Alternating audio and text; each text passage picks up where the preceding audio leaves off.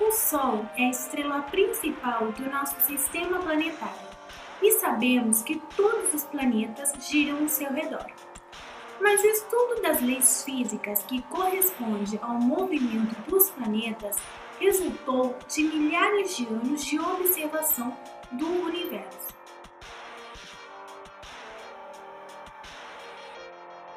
Vou falar um pouquinho sobre as teorias que começaram a surgir naquela época. A primeira teoria ficou conhecida como teoria geocêntrica. Ela foi criada por Cláudio Ptolomeu.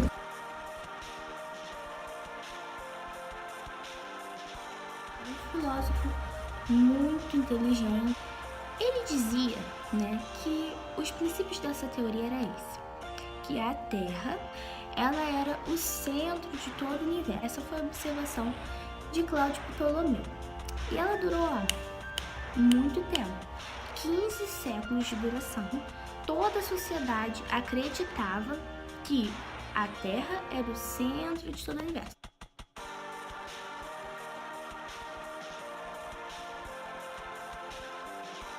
Depois, com o findar desses 15 séculos, veio um senhor chamado Nicolau Copérnico.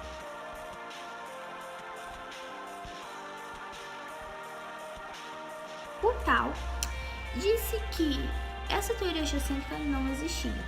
Ele disse que não, que era muito ao contrário. O Sol era o centro do universo, não a Terra.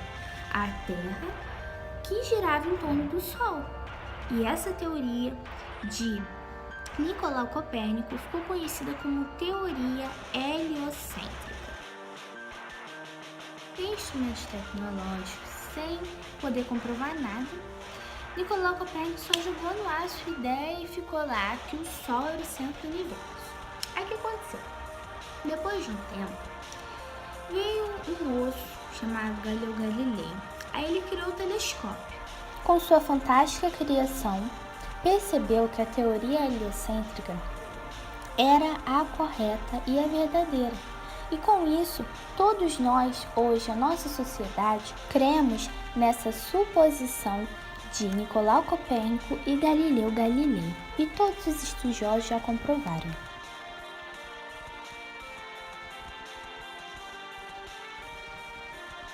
Com o conhecimento do sistema heliocêntrico, Johannes Kepler, nascido na Alemanha e um matemático, adquiriu conhecimento com Tycho Brahe. E a partir daí, Johannes Kepler criou 3 leis das órbitas dos planetas ao redor do Sol.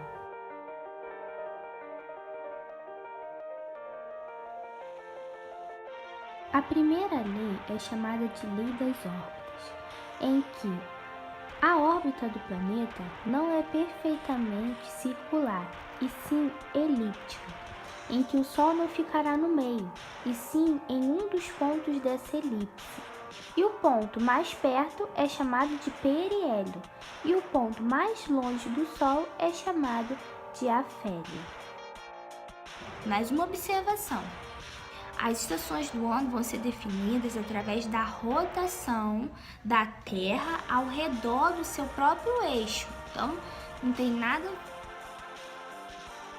Nessa segunda lei, também chamada de Lei das Áreas, como mostra na imagem, ela terá essas duas áreas. A área do ponto periélio, que está mais perto do Sol, e a área do ponto afélio. Como podemos perceber, a do ponto periélio é um pouco mais larga, e do afélio é um pouco mais estreita, o que faz com que ela, mesmo tendo tamanhos diferentes, terão área igual e tempos iguais.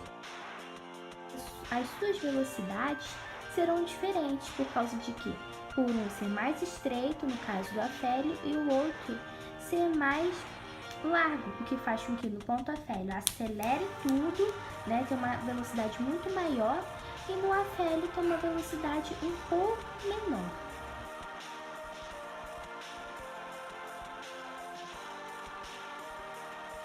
A terceira lei vai ser chamada de Lei dos Períodos. Essa lei consiste em quê?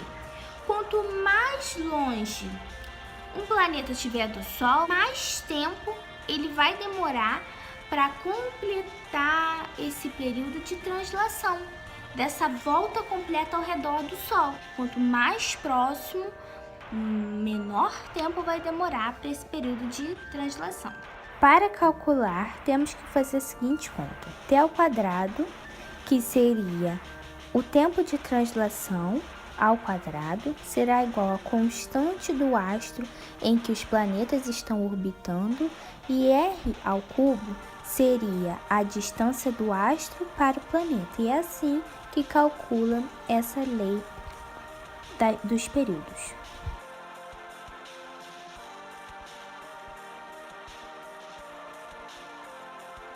Apesar das leis de Kepler, ainda existia uma grande dúvida. De que maneira um planeta pode se movimentar ao redor de uma estrela se não há nenhum meio físico prendendo esses dois astros? Essa indagação foi feita por Isaac Newton, formulando a lei da gravitação universal. Conforme diz a lenda, uma maçã caiu sobre sua cabeça e, portanto, observou que a maçã caiu por algum motivo. E este motivo seria que alguém estaria puxando ela, e este alguém seria a Terra. Mas ele foi além desse pensamento e sugeriu que todos os corpos se atraem, ou seja, a Terra não atrai apenas a maçã, mas ela atrai todos os corpos do universo. Então, esses corpos eles vão possuir massa e vão atrair outros corpos que também possuem massa. Então, Newton concluiu da seguinte maneira: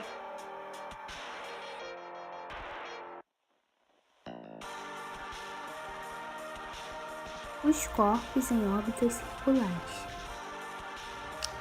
Um exemplo que a gente tem é a Terra e a Lua. O movimento que a Lua exerce sobre a Terra é um movimento circular, quase perfeitamente circular. Para que a Lua se mantenha lá girando ao redor da Terra, é preciso que ela esteja bem firme. Mas o que faz que ela fique firme, que une a Lua e a Terra?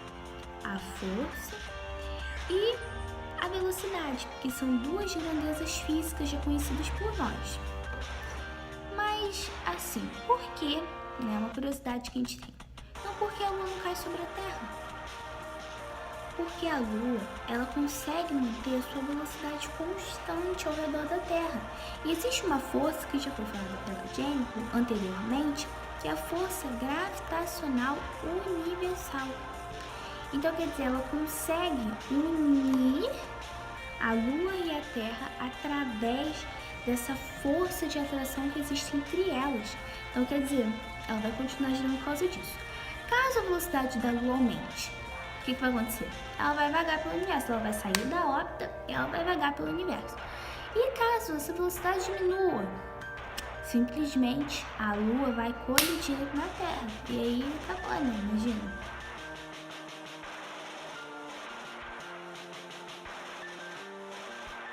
Um corpo ele pode ser lançado para fora da Terra e nunca mais voltar. Mas para que isso ocorra, ele vai precisar ter uma determinada velocidade que lhe permita escapar da gravidade terrestre.